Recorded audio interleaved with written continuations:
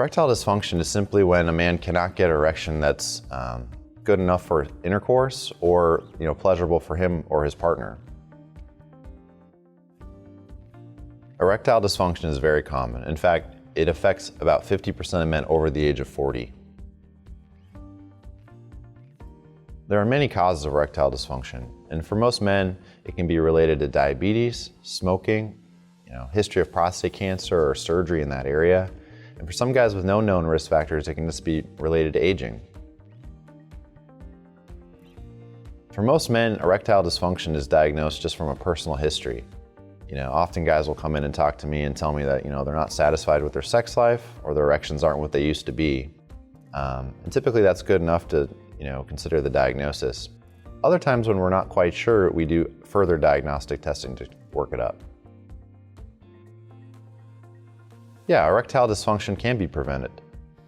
I like to tell men that anything that's good for your heart is good for erections. So, living a healthy life, avoiding smoking, eating right, and working out, exercising, things like that can help prevent erectile dysfunction.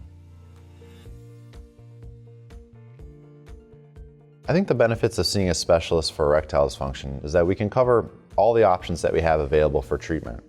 There's pills, there's injections, there's surgeries, there's a number of things we can do, and I think seeing a specialist helps kind of go into the details about all those things.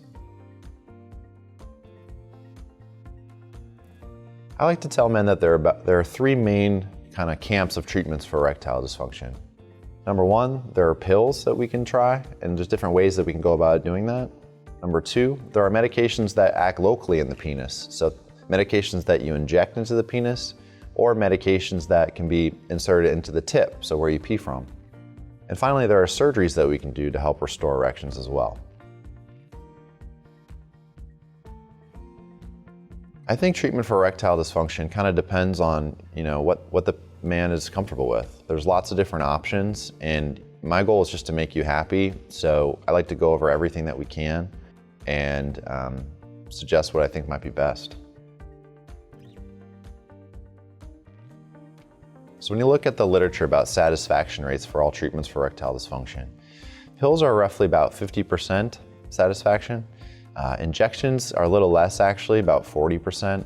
And then for penile implants, about 90% or more of men are very satisfied, as are their partners. Consequences of not having erections, from a physical standpoint, the most common thing I hear is loss of penile length. But from a relationship standpoint, men often say that loss of intimacy, loss of a satisfying sexual experience are the most common.